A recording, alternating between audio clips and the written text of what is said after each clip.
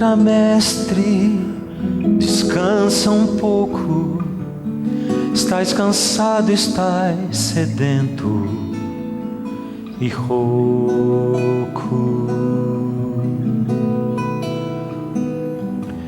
Dorme, mestre, a casa é tua.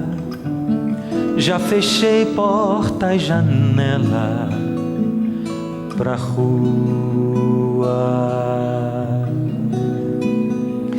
Deixou-me falando só, dormiu tão pesado, fazia dó. Como será, mestre, esse sonho teu? Sonhas como homem, sonhas como Deus, sonhas com a glória que tinhas com o Pai na luz, ou sonhas com a cruz.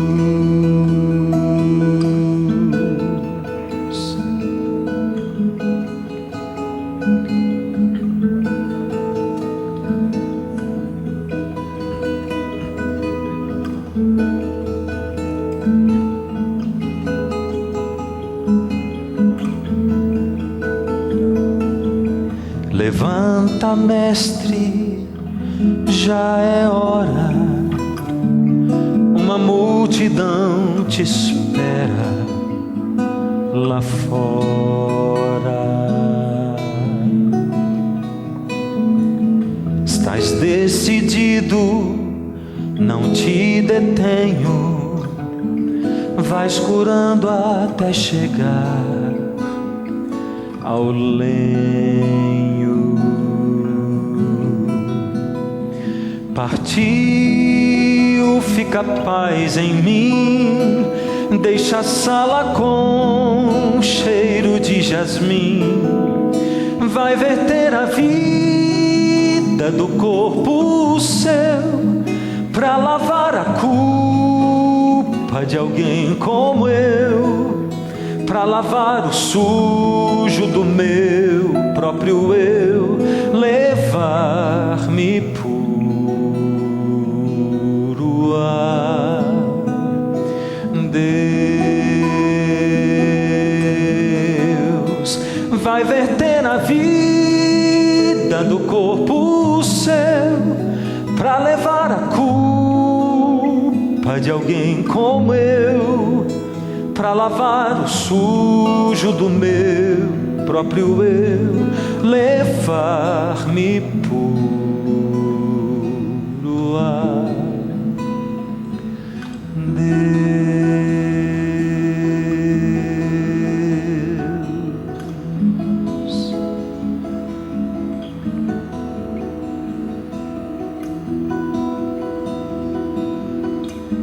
Amém. Eu quero convidar você para abrir a Bíblia em Ageu. Ageu está um pouquinho para frente da metade da Bíblia, um pouco antes de Zacarias. Se encontrar o livro de Mateus, que é o primeiro do Novo Testamento, voltando um pouquinho para trás, está Ageu, um livro muito pequenininho. Se você for muito rápido, você passa dele. Então tem que ir devagarinho, virando ali página por página, até você encontrar o Ageu, né? Quem daí já encontrou o Ageu? Que está com essa Bíblia? Qual o número da sua página? Qual? 620 é o número da página, tá? Para ficar mais fácil para você. Ele vem antes de Zacarias. Nós vamos ler o capítulo 1, do verso 1. E aqui diz assim: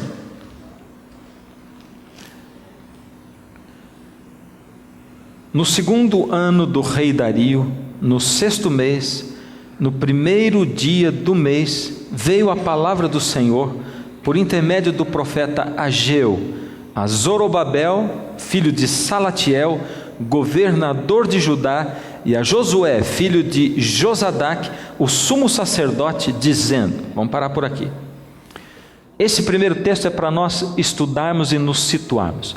E eu quero colocar você situado antes da gente continuar lendo os outros textos que estão aí pela frente, os outros versos. Deus tem um sonho. Qual será o sonho de Deus para a humanidade? O sonho de Deus para a humanidade é salvar. Deus deseja salvar. Deus não criou esse mundo para ser como é. Deus não criou um mundo injusto, Deus não criou um mundo de pecado, e Deus não criou o pecado também. Deus criou um mundo perfeito, totalmente diferente disso que a gente vê. Deus não criou o mundo para criancinhas serem abusadas sexualmente, nem para marido separar de mulher. Deus não criou esse mundo para ter guerra, para ter fome, para ter injustiça social. Deus criou esse mundo perfeito. Ele criou o mundo perfeito, mas como o pecado entrou no mundo, Deus deseja agora salvar.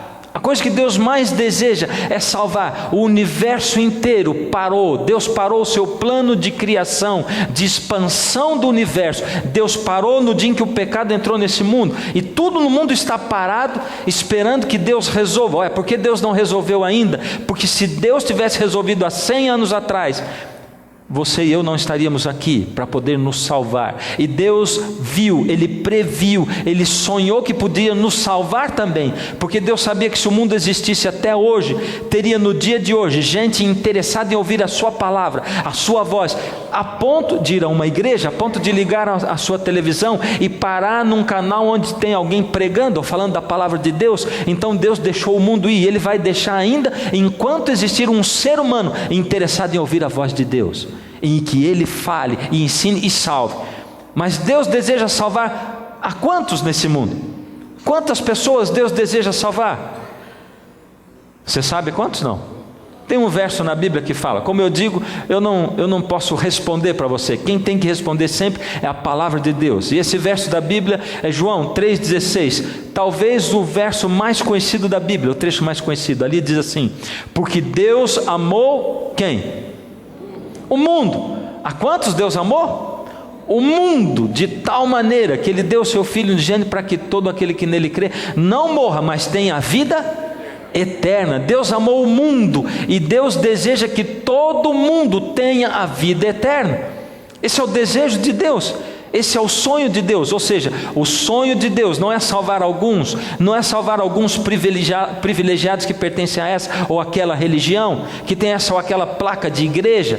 O sonho de Deus é salvar o mundo. Mas esse mesmo verso que a gente acabou de dizer, ele tem um segredo ali, porque o Senhor Deus diz como se salvar. Porque Deus amou o mundo, Ele amou todo mundo, e Ele deseja dar vida eterna para todo mundo. Deus amou o mundo tanto que deu o seu Filho unigênito, para que todo que nele crê não pereça, mas tenha vida eterna. Ou seja, a vida eterna, ela está disponível para todo mundo, porém, o único caminho para ganhar a vida eterna é crer no Filho de Deus que veio e morreu. Ou seja, só existe um caminho, e esse caminho se chama Jesus. O Senhor Jesus é o caminho. Ou seja, a salvação, ela é de graça, ela é totalmente de graça, mas ela custa tudo que você tem. Estou certo ou estou errado? Ela é de graça, não custa nada, mas ela custa o seu coração, e o coração é tudo que você tem, é a vida. O plano de Deus, o sonho de Deus para salvar o mundo, dependeu de alguém que levasse isso. Por isso Deus chamou Israel. Israel é chamado na Bíblia de o povo escolhido de Deus. Não é uma honra tremenda ser chamado de o povo escolhido de Deus, mas é o povo escolhido para quê? Não dá a impressão que Deus tem uma certa preferência. Deus olhou e escolheu Israel. Israel é o povo escolhido. Tadinho dos outros povos, só Israel. Primeiro, Deus escolheu Abraão, porque Abraão primeiro escolheu a Deus. Abraão era um homem de fé. Abraão vivia num mundo onde as pessoas eram idólatras, mas ele era fiel a Deus, e ele seguia a Deus, e Deus disse: eu posso contar com esse homem, porque esse homem é um homem de fé, ele acredita em mim e deposita a confiança dele em mim, então eu posso contar com ele, e eu vou escolher Abraão para que a família dele me pregue, ou pregue a respeito de mim. Ou seja, é o povo escolhido de Deus para quê? Para falar de Deus. É o povo escolhido para servir aos outros povos. Israel era o povo escolhido para viver o evangelho de verdade, porque o evangelho só tem poder quando ele é vivido de verdade. Ou será que você nunca teve um vizinho na sua vida que ia para a igreja com a Bíblia debaixo do braço e punha o terninho, e vez ou outra você escutava da sua casa ele xingando a mulher dele, e você dizia: eu nunca quero ser da igreja desse camarada, porque quando eu não consigo viver aquilo no que eu acredito, como alguém vai escutar o que eu falo? Porque o que eu sou fala muito mais alto do que eu falo. Por isso o lugar mais difícil de ser pastor na minha vida, onde eu já fui pastor, e eu já andei esse Brasil afora, eu já morei no Rio de Janeiro, morei em Nova Friburgo, morei em São Carlos, morei em Goiânia, morei em Brasília. De todos esses lugares, o lugar mais difícil onde eu já fui pastor é a minha casa. Minha casa é o lugar mais difícil de ser pastor, porque lá ninguém me chama de pastor Fernando. Lá eu sou o pai. Pai, amor. E lá eu não tenho como esconder quem eu sou. E se eu estou pregando aqui, minha mulher está sentada ali, os meus filhos, e eu estiver falando alguma coisa, e olhar nos olhos deles, e de repente eles pensarem: fala isso aí na frente dessas câmeras todas, mas vai ver lá em casa quem ele é. Como é que eu posso pregar? O lugar mais difícil de ser cristão é dentro de casa. Ali as pessoas sabem exatamente quem você é. E o sonho de Deus foi assim: por que eu vou escolher uma nação, um povo, para eles viverem? E tem mais, na minha palavra eu vou ensinar para eles, e quando eles estudarem a minha palavra e abrirem a minha palavra, eles vão descobrir que ali eu estou ensinando o meu povo a ter saúde. Deus deu leis de saúde na sua palavra. Eu vou ensinar para eles como ter famílias mais estáveis, e eles vão ter um relacionamento melhor entre marido e esposa, entre pais e filhos. Eu vou ensinar para eles como administrar o lar, como administrar o país, e eles vão ter um país mais próspero, mais justo, porque eu vou ensinar, vou dar para eles leis, eu vou dar para eles sabedoria, porque eles vão saber da minha palavra, eles vão beber direto da fonte, e eles vão ter o contato direto comigo. Quanto mais eles forem fiéis a mim e vierem ao meu templo, à minha casa, quanto mais tempo eles gastarem comigo, eles vão ser tudo isso aí. Aí vai acontecer uma coisa maravilhosa, porque as outras nações vão assistir isso aí, as outras nações vão ver como eles são, vão ver como o que acontece com eles, e aí eles vão ter curiosidade de saber, e eles vão perguntar para o meu povo: mas o que acontece com vocês? Como vocês são assim? Então Deus deu o templo, e o templo foi construído por Salomão, e aquele templo era um templo de glória. Deus estava presente naquele templo. O templo tinha ouro, tinha prata, tinha um monte de materiais tremendos, pedras preciosas, tinha esculturas tremendas, obras de artífices, mas a glória mais maravilhosa que havia naquele templo não era o ouro, não era a prata. O que havia de mais precioso era a presença de Deus naquele templo. Esse lugar aqui é só paredes e bancos, nada mais. A glória dele só existe quando você está dentro, e Deus está aqui para encontrar com você e comigo. Não existe nenhuma glória nele se não for assim. Quando o Senhor está em seu santo templo, ele se manifesta, e aí você tem que estar aqui. Por isso não adianta Deus se manifestar aqui se você não estiver aqui. Não adianta Deus querer se manifestar na sua vida se você não quiser a manifestação de Deus, se você não estiver presente, se você não investir tempo nisso. E Deus se manifestava no seu santo templo. Por isso Deus tinha aquela troca com aquele povo, Deus interagia com aquele povo. Esse era o auge do reino de Israel. Salomão construiu um templo tremendo, maravilhoso. Com tudo aquilo, aquele povo abandonou a Deus. Coisa tremenda. Nós somos ingratos demais.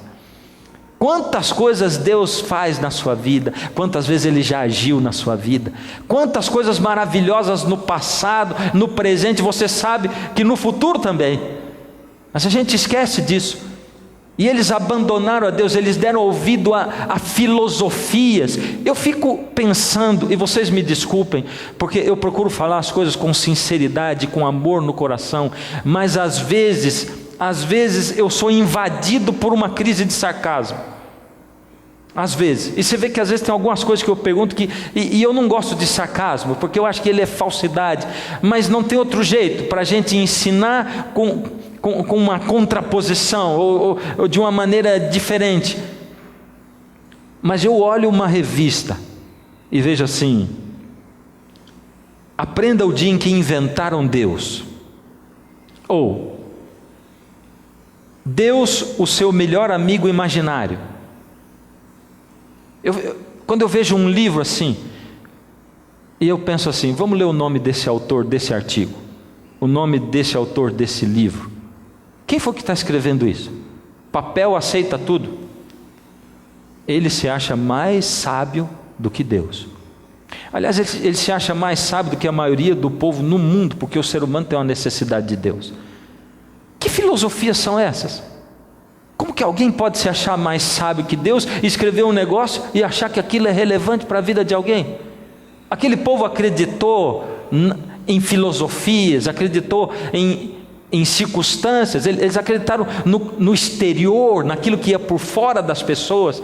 Aquele povo de Deus se tornou um povo idólatra, ele se tornou um povo que seguia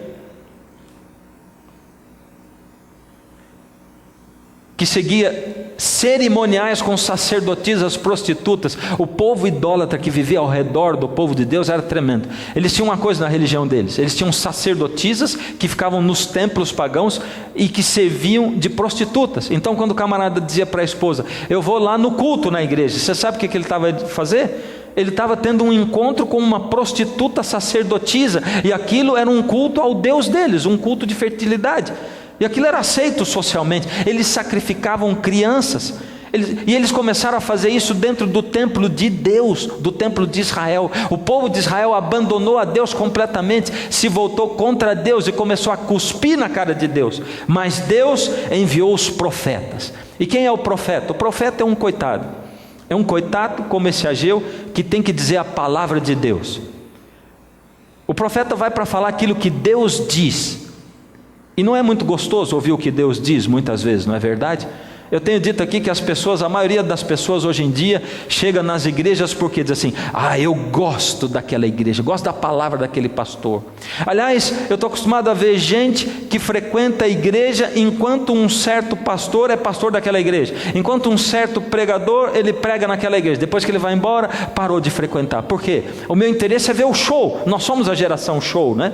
Nós não somos a geração fazer. Eu não estou indo na igreja para servir as outras pessoas. Eu quero que Deus me escolha como Ele escolheu Israel, mas não para servir os outros, não para fazer, não para pregar o evangelho, não para servir ao meu próximo. Eu quero ser servido. Então qual igreja me serve mais? Eu gosto daquela música, eu gosto disso, eu gosto daquilo, e eu vou pegando e vou fazendo uma religião self-service. Eu pego o que eu gosto nas religiões, ou na religião que mais me agradou, e eu vou lá, eu assisto o show. Enquanto tem o show, eu estou lá. Quando o show acabou, eu já não estou lá mais, né?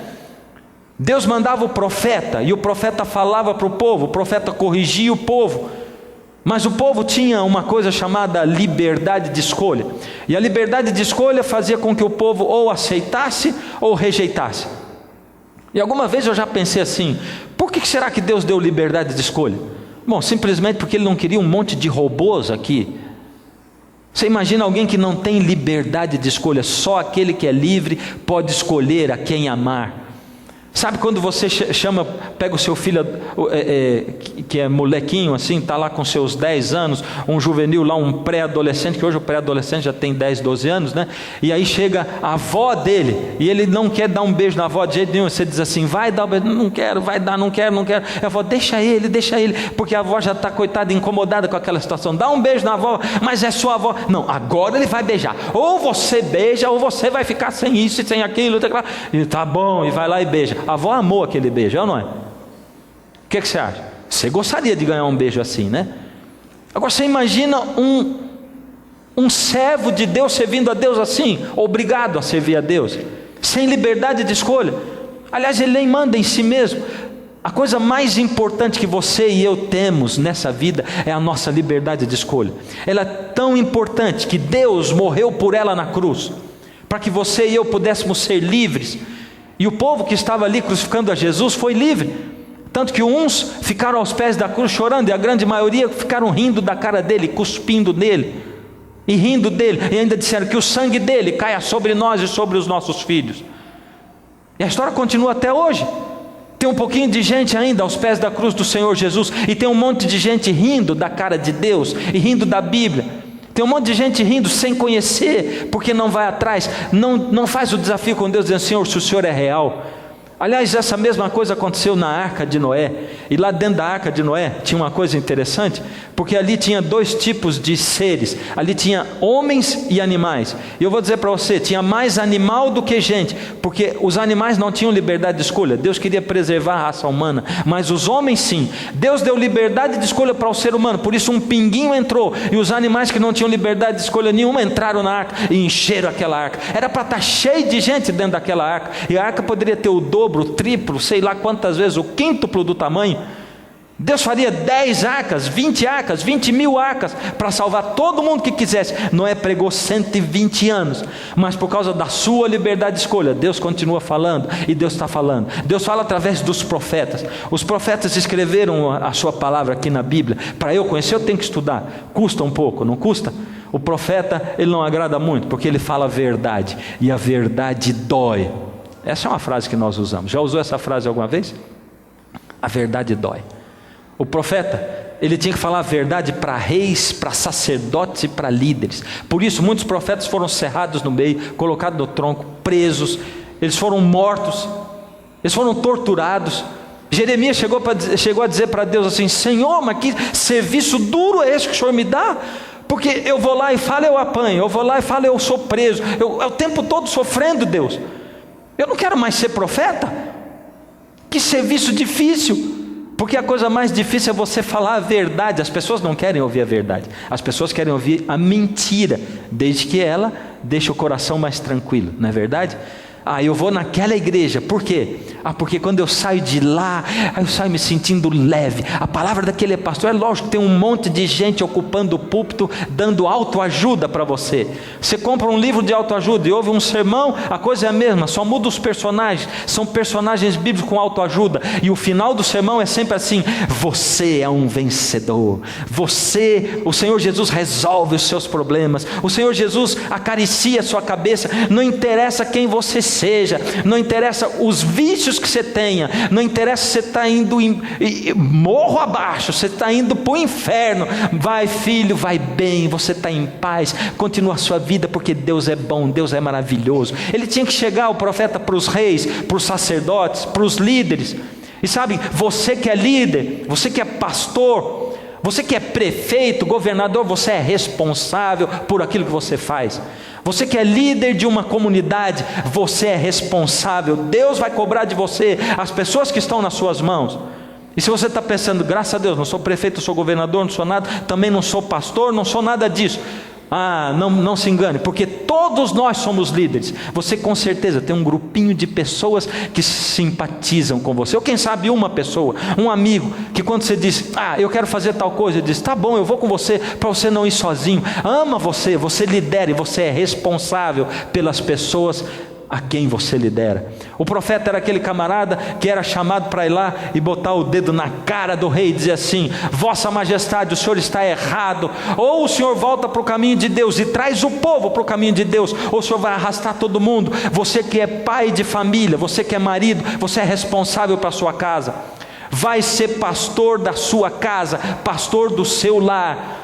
Por misericórdia, você é o responsável espiritual. Não é a sua esposa que é responsável espiritual pelas crianças, não, é você. O Senhor Deus vai cobrar de você. Você é o líder da sua casa, o líder espiritual. Você é o sacerdote do seu lar. Mas naquela época existiam falsos profetas. E o que os falsos profetas faziam? A Bíblia conta para nós o que os falsos profetas faziam. Porque todos, importantes ou humildes, todos procuram ganhar dinheiro desonestamente. Esse é só do passado, né? Ali diz: até os profetas e os sacerdotes, todos são desonestos. É o Senhor Deus falando de como era aquela época. É justamente naquela época. Jeremias escreveu naquela época, e ele estava dizendo que naquela época todos, até os profetas e sacerdotes, eram desonestos. procuravam ganhar dinheiro injustamente, é o que eles faziam. E eu quero dizer para você, eles tratam dos ferimentos do meu povo como se fossem coisas sem importância, e dizem, vai tudo bem, quando na verdade vai tudo mal. Fala para mim, a Bíblia descreve a sua situação, o cenário do mundo hoje ou não? Ou você acha que isso aqui é desatualizado? Foi escrito 600 anos antes de Cristo isso aqui. E Deus está dizendo para você e para mim, Ele está dizendo assim, o mundo está corrompido, porque até os profetas e sacerdotes, sabe como é que eles tratam a ferida do meu povo? Eles olham um câncer de pele assim, todo cheio de pus, estourando para o lado de fora. Ele diz assim, isso aqui não é nada, vamos colocar um band-aidzinho ali e resolve tudo. Como band-aid? Tem gente querendo usar a palavra de Deus como band-aid, como analgésico, é o que eu tenho dito. A gente quer ouvir Deus só para amenizar os nossos problemas, mas a palavra de Deus mesmo diz dela, porque a palavra do Senhor é uma espada afiada de 2 gumes, que penetra até o fundo da alma, capaz de dividir alma e espírito, juntas e medulas. A palavra de Deus é um bisturi, e Deus quer usar o bisturi da palavra dele para cravar no seu peito, abrir o seu peito e abrir o seu coração, e Ele vai enfiar a mão no seu peito e vai arrancar o seu coração de pedra e colocar um coração de carne. Isso é uma incisão, isso dói, é doloroso. Por isso, quando Deus chega e apresenta a verdade para você, a verdade dói. Muitas vezes a verdade dói, porque você diz assim, não, a minha religião, eu nasci nela. Eu questiono a minha religião todos os dias da minha vida, cada vez que eu abro a Bíblia, e eu coloco em prova a minha religião todos os dias.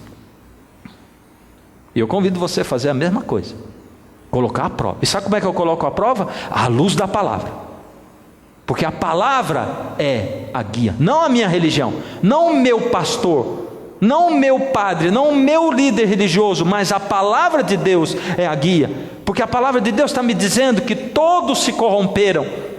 E é o que eu tenho dito para você, não acredite nunca no que padres falam na televisão, não acredite nunca no que pastores falam na televisão, não acredite nunca, eu sou pastor e falo na televisão, não acredite no que eu falo, acredite, desde que você ouça, e vai conferir na Bíblia, se tiver certo ali, aí você acredita, senão não.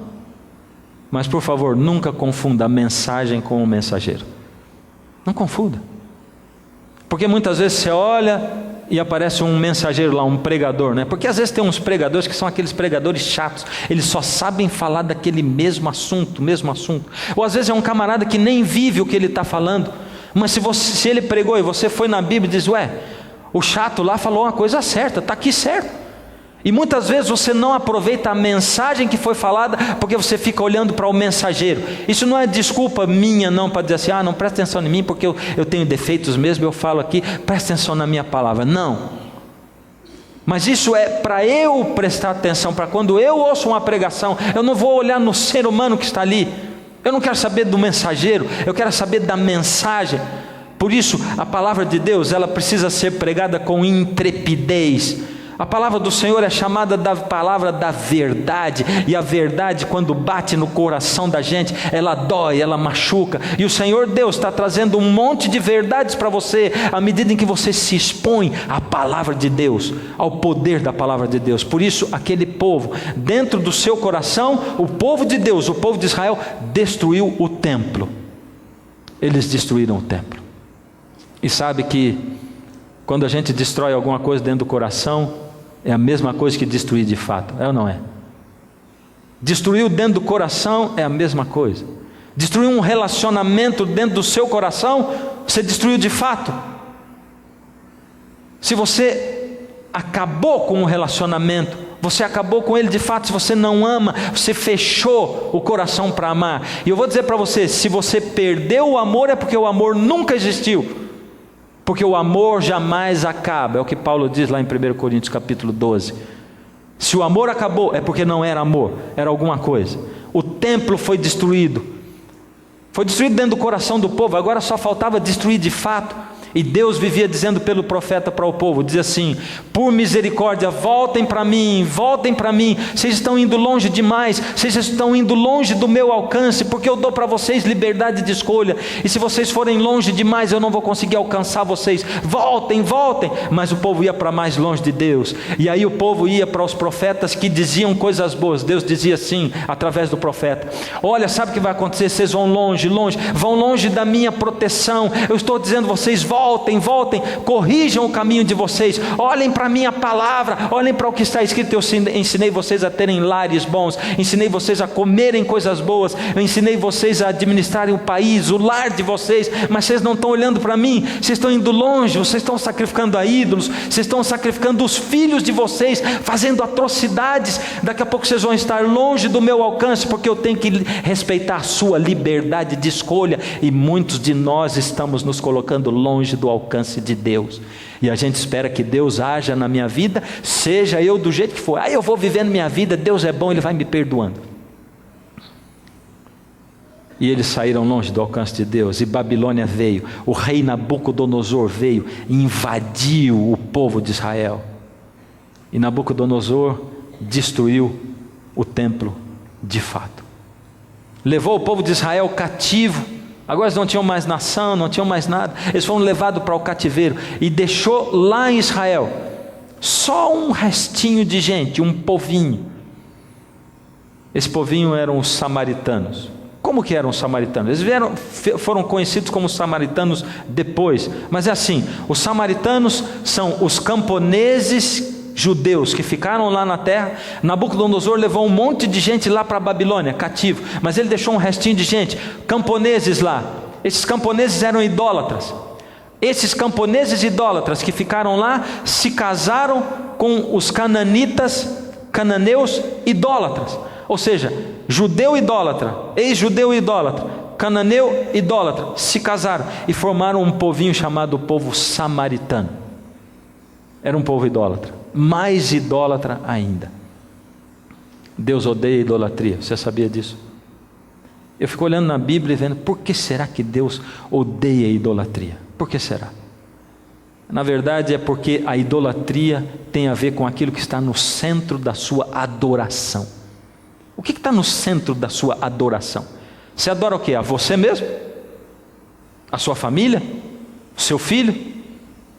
Seu time de futebol? Será que idolatria é só isso? Eu li outro dia uma definição de idolatria que me apaixonou. Eu pensei comigo, essa definição é boa. Ali diz assim, que idolatria é a exaltação dos atributos humanos. Ou seja, um ser humano faz um ídolo, ele coloca ali atributos que ele gostaria de exaltar, seja um touro, seja um bezerro, seja um gafanhoto, seja um porco, seja uma imagem de um ser humano, e ele exalta naquilo alguns atributos. Por isso que tem o Deus do mar, tem o Deus disso, o Deus da fertilidade, o Deus, sabe como é que é? Atributos humanos. E eu exalto os atributos humanos em mim mesmo, quando ou eu me coloco lá para cima, quando eu faço um ídolo. Mas tem gente que não faz ídolo, mas eu posso exaltar os atributos humanos meus quando eu rebaixo o outro também. Esse é um jeito de me exaltar. Sabe como é que é? Alguém te tratou mal, é o seu patrão, você chama um monte de funcionários, amigos seus, e conta, ele fez isso. O que você quer ouvir? Você quer ouvir todo mundo dizendo, aquele é um idiota, é um salafrário, aquele é um explorador, coitadinho de você. Põe o outro lá para baixo e põe você lá para cima. Exaltação dos meus atributos. É idolatria também. Quando eu gasto o meu tempo rebaixando outras pessoas, quando eu falo mal de alguém, eu diminuo a influência dela com as outras pessoas. Quando eu faço aqueles comentários maldosos, aquele povo ficou lá em Babilônia, o povo cativo, o povo judeu de Israel, aquele povo não tinha como pregar o evangelho, mas agora eles iam voltar, porque o profeta Jeremias mesmo profetizou, inspirado por Deus. Ele disse, acontecerá porém, que quando se cumprirem os 70 anos, castigarei a iniquidade do rei de Babilônia, e desta nação, diz o Senhor, como também a da terra dos caldeus, farei deles ruínas perpétuas. Deus disse que eles iam ficar quanto tempo lá no cativeiro em Babilônia? Quantos anos? 70 anos. E o povo de Deus que ficou no cativeiro, quando completou 70 anos, o que aconteceu? Eles voltaram. O rei permitiu que eles voltassem. Voltaram da onde? De Babilônia. Vamos falar comigo? Voltaram de Babilônia para Judá. Vamos falar de para Judá, para reconstruir tudo. É simples falar que voltaram para reconstruir, né? Voltaram para reconstruir. Reconstruir o quê? O nada. Para você ter uma ideia, Babilônia era os Estados Unidos da América da época. Era. Toda a cultura, a capital cultural do mundo, a melhor música estava lá, o melhor das artes estava lá, do teatro, estava tudo lá, da dança. O melhor da cultura, do conhecimento, a biblioteca de Babilônia, a melhor da arquitetura, os jardins suspensos da Babilônia. Babilônia tinha todo o conforto do mundo. O camarada vivia no bem bom, o povo estava cativo, mas teve gente que nasceu em Babilônia. Eu tenho, por exemplo, 48 de idade. Se eu tivesse nascido em Babilônia, não tinha nem completado os 70 anos ainda, ia faltar um tempo ainda para completar 70 anos, 22 anos, para depois eu voltar, e com 70 anos eu ia voltar para reconstruir o nada. Você sair da capital do mundo, onde você tem sua casa, onde você tem todo o conforto do mundo, para voltar para reconstruir nada. Por isso nem todo mundo voltou. Alguns voltaram para reconstruir não só o reino de Israel, Judá, mas também para reconstruir o templo, principalmente, porque Deus era o centro de tudo. Mas quando eles voltaram, encontraram oposição. Sabe quem que ofereceu essa oposição? Os samaritanos que tinham ficado lá. Porque quando o povo que voltou quis reconstruir o templo, o centro da adoração a Deus, os samaritanos chegaram e disseram: a gente também quer reconstruir o templo junto com vocês. E Deus disse: não deixa, porque eles são idólatras. Depois eles vão dizer: nós ajudamos a construir, nós podemos adorar quem nós quisermos aí, não deixa ajudar. E os judeus tiveram que dizer: não, não pode. E os samaritanos se viraram contra. E por causa disso foi uma rixa que dura até hoje ainda. Samaritanos e judeus. Agora era uma oposição tão forte que eles não conseguiam. Passou um ano, não conseguiam. 2 anos, não conseguiam. 3 anos, 4. Aquilo, o trabalho demorava, andava devagar. E sabe que eles começaram a pensar: bem, nós viemos fazer um trabalho para Deus. Foi Deus que mandou, Deus profetizou, mas a coisa não está acontecendo. É sinal de Deus que não é para a gente reconstruir. Eu queria convidar você a ler esse texto. Ageu 2, agora do verso 2. Foi exatamente nessa época que Deus mandou o profeta Ageu dar essa mensagem, quando o povo estava ali nessa situação. E o que aconteceu? Do verso 2 em diante: assim fala o Senhor dos Exércitos, este povo diz: não veio ainda o tempo em que a casa do Senhor deve ser edificada, o templo. Veio, pois, a palavra do Senhor por intermédio do profeta Ageu, dizendo: acaso é tempo de habitardes vós em casas bonitas, apaineladas, enquanto esta casa permanece em ruínas?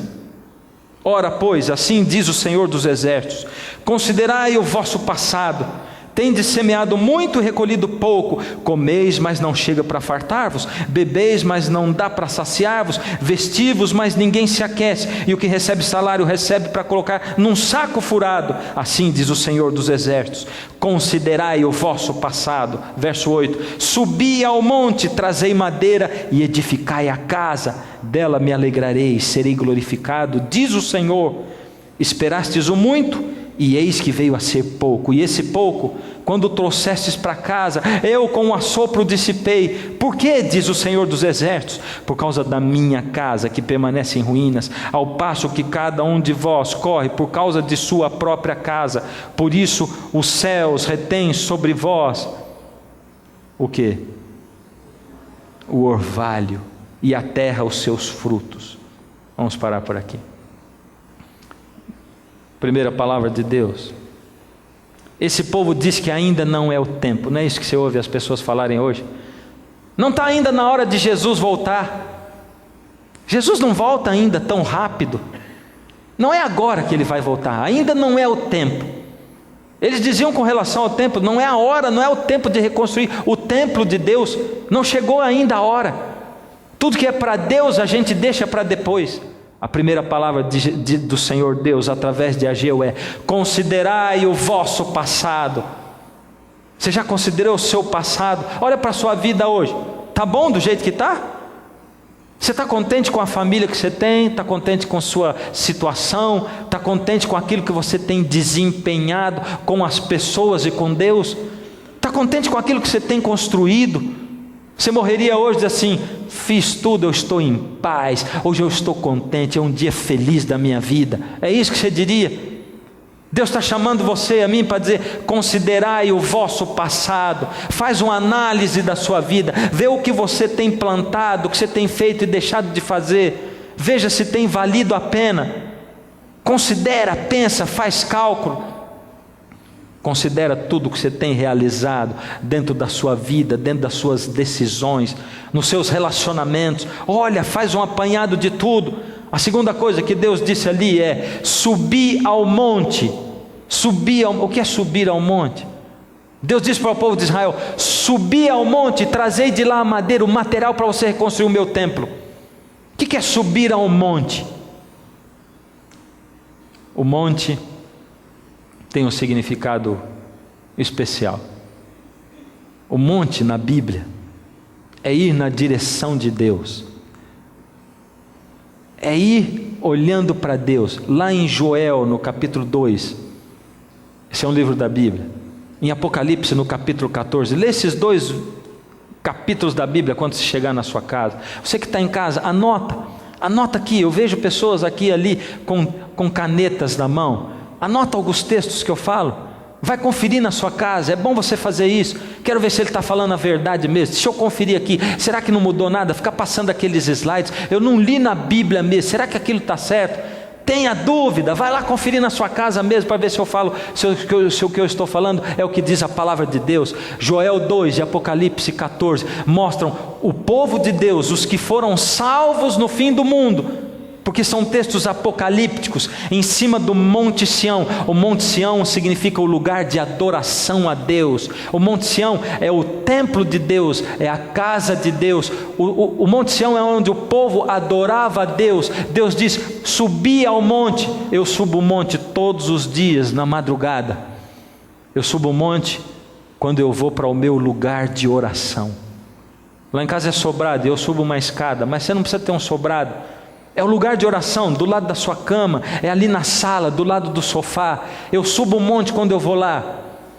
Muitas vezes eu chego ali e eu canto um hino sozinho, e eu tenho descoberto que é muito mais maravilhoso cantar um hino sozinho do que cantar para pessoas, porque ali somos Deus e eu, o Rei do universo e eu, ninguém mais, só nós dois. E eu louvo a Deus face a face, falando para Ele, e eu canto louvores ao nome dEle. E muitas vezes eu fico arrepiado. E eu fico arrepiado ao pensar, porque o Senhor Deus reúne todos os dias, Ele congrega a sua igreja, a igreja invisível. A igreja invisível são os fiéis de Deus, que encontram com Deus todos os dias, sobem um monte, eles tomam tempo para Deus, logo nas primeiras horas do dia, da madrugada, tomam tempo com Deus e vão para orar a Deus. Essa é a igreja invisível. E a minha luz da minha casa está acesa ali, e eu sei que luz de outro ali está acesa, na mesma cidade, ali, mas também tem gente em Curitiba, em Salvador, tem gente em Manaus, tem gente no Canadá, tem gente na Índia. Seres humanos cultuando a Deus, sobem o monte, e Deus de lá de cima fica olhando todos os filhos dele. Ele reúne a sua igreja invisível em cima do monte da adoração a Deus. É isso que Deus faz. Eu quero que você leia comigo de novo Ageu 1, 9 e 10. Aqui diz: esperastes o muito, e eis que veio a ser pouco. E esse pouco, quando o trouxeste para casa, eu com um assopro dissipei. Por quê? Diz o Senhor dos Exércitos: por causa da minha casa que permanece em ruínas, ao passo que cada um de vós corre por causa da sua própria casa.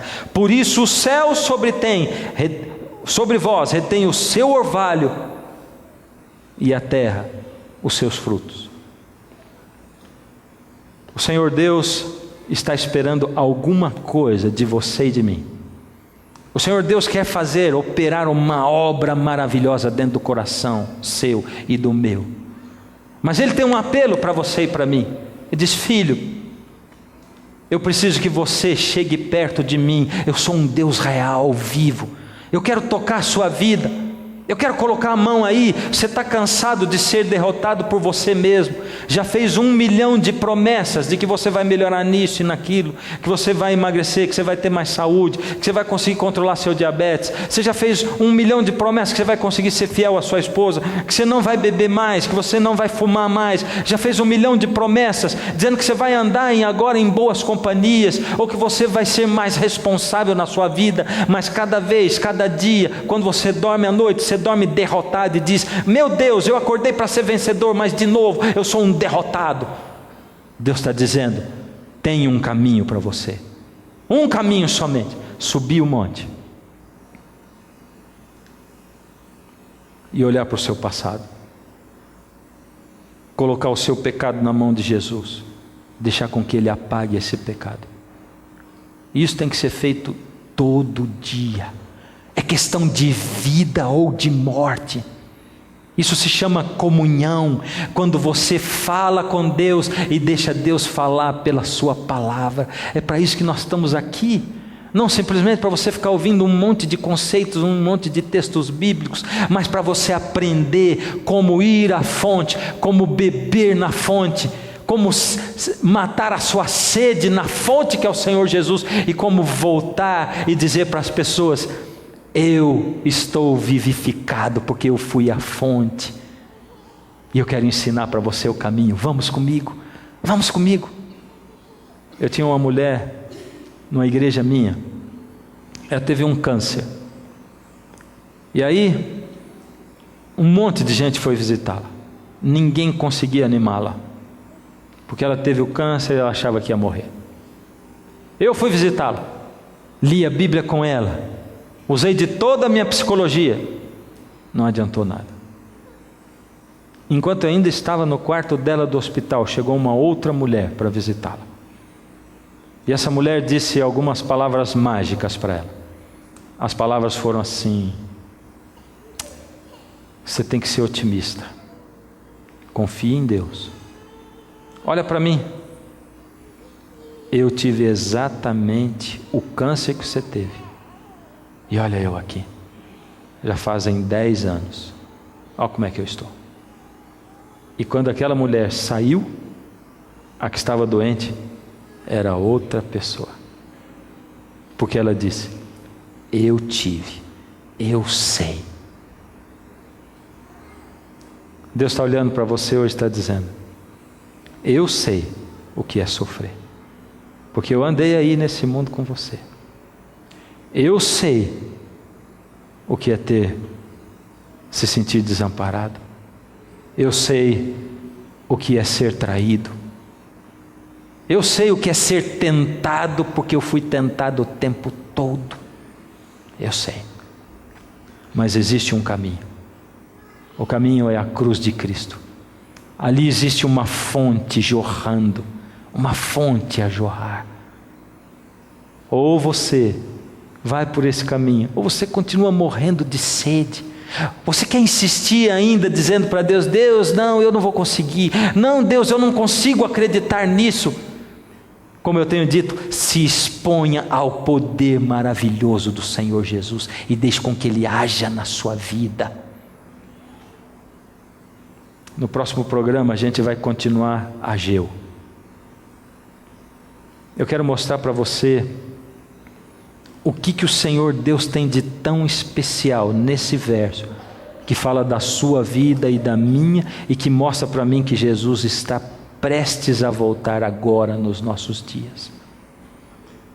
Mas antes da gente prosseguir em Ageu, nesse caminho, eu tenho que parar aqui. Parar para fazer um convite para você. Não é um convite comum. Assim como o Senhor Deus mandou os seus profetas e mandou o profeta Ageu para estender o convite às pessoas, para alertar as pessoas, para puxar a orelha, para colocar o dedo em risco e dizer: você está no caminho errado, você anda escolhendo o seu próprio caminho e me deixou de lado, você nem sequer me conhece, como você pode dizer que não crê em mim? Deixe com que eu atue na sua vida. Se exponha à luz do meu amor e do conhecimento da minha palavra, e você vai ver que o sábio, mais sábio desse mundo, não chega aos pés de um profeta quase iletrado que escreveu esse livro, inspirado por mim, porque é muita sabedoria, centenas e milhares de vezes maior do que a sabedoria do homem. Mas você tem que deixar eu atuar na sua vida. E ele está fazendo uma perguntinha para você assim: você deixa? Você permite? Permite que eu atue na sua vida? Que eu mostre para você o caminho? Se você permite, exteriorize isso. Essa noite, antes da gente terminar, Deus oferece para você a chance. Você que nunca aceitou Jesus publicamente, você que um dia aceitou a Jesus, mas o abandonou, deixou de lado, rompeu com Ele. Você que já desejou estar nas mãos de Deus, mas nunca disse para Ele. E sabe, ninguém se casa se não tiver um pedido de casamento oficial. Quer casar comigo? Deus não pode agir na vida de ninguém se não houver uma entrega oficial. Você quer ser meu e eu vou agir em você. Faça a prova de Deus. Você que nunca entregou o coração a Jesus, ou você que um dia entregou o coração a Jesus e se afastou dele, foi para longe dele. Esse é o momento de você vir. Para de seguir o seu caminho. Jesus está chamando você aí agora, nesse momento, e eu estou chamando você para vir aqui na frente, porque eu quero orar com você. Amém, porque você veio. Quem mais? Eu quero saber quem é você. Eu quero olhar o seu rosto, porque quando Deus chama, não dá para a gente deixar para depois, não dá para adiar, não dá para dizer: ó Deus, eu quero que o Senhor atue na minha vida, mas sabe, não assim, não tendo que ir lá na frente. Não tem diferença eu ficar aqui ou não. Tem diferença sim. Enquanto você está vindo, eu estou esperando, estou aqui orando por você, aguardando você chegar aqui. Eu quero colocar sua vida na mão de Deus, oficialmente, verdadeiramente. Você tem uma filha linda, de 15 anos. Ela tem 15 anos, é linda. Você tratou como uma coisinha mais linda, cuidou dela com todo carinho. Ela acabou de chegar para você e dizer assim: mãe, estou apaixonada, pai, estou apaixonada. 15 anos, filha.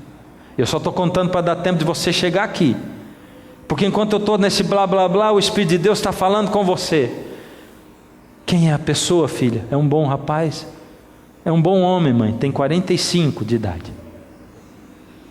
Ele já foi casado 15 vezes, mas ele diz para mim que o amor dele por mim é diferente de todas as outras 15 mulheres. Já pensou, mãe? Uma pessoa que já teve 15, eu vou ser a única, a melhor de todas para ele. Você acredita, não acredita? Por que você faz isso com Deus então? Você diz: Deus, o Senhor vai ser o melhor de todos os meus 1 milhão de deuses que eu tenho na minha vida. No meio do meu dinheiro, da minha vaidade, do meu orgulho, no meio da minha inveja, no meio dos meus vícios, eu vou eleger o Senhor o melhor Deus de todos esses. E você quer que Deus aceite um relacionamento assim, não é verdade? Se entrega para Ele de verdade. E se Deus está falando com você aí, se entrega para Ele de verdade, compromisso. Eu vou dizer para você, se você tiver com vergonha, porque tem gente na sala, maravilha, tomara que tenha um monte de gente na sala, porque a entrega tem que ser pública. Se você está olhando assim para o lado, não tem nem coragem de olhar, só porque você não quer se levantar, aí que é a hora de você se levantar, é agora, porque o poder de Deus, ele atravessa fronteiras, e ele chega aí, aonde você está, e ele está aguardando você. Eu vou fazer o último chamado, eu vou te dar 30 segundos para você sair daí e chegar aqui. Só 30 segundos. Esse é o momento, essa é a hora. E sabe o que você vai estar dizendo com isso aqui? Somente assim: Deus, eu permito, age na minha vida e faz o que eu não consigo fazer. Se o Senhor existe, age na minha vida. e já é o suficiente para ele começar. Feche os olhos. Deus amado, o Senhor sabe que ainda existem muitos que não saíram para vir aqui. O Senhor sabe que ainda existem muitos que estão aí sentados, existem muitos lares onde as pessoas estão aí com vergonha no sofá de casa. O Senhor conhece esses corações, entra ali dentro, Senhor. Toca-os e toma-os pelo teu poder. Aceita essa entrega, Senhor. Esses que se chegaram aqui à frente foram corajosos, se expuseram publicamente, Senhor. Aceita essa entrega. Ó Senhor, toma-os nas suas mãos e ajude-os a lembrarem que esse é só o primeiro passo na direção de Jesus. Obrigado por ser o Deus maravilhoso que o Senhor é e real. Em nome de Jesus. Amém.